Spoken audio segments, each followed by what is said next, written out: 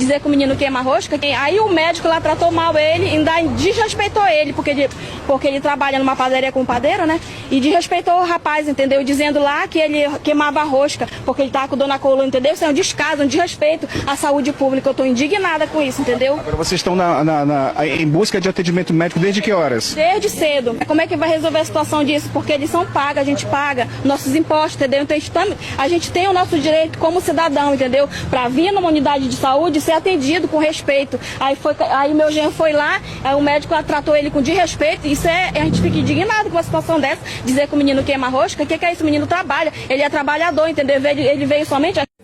Situações como essa, seja tranquilo, mas mantenha o foda-se engatilhado. Falei. A mensagem. É complicado, é complicado.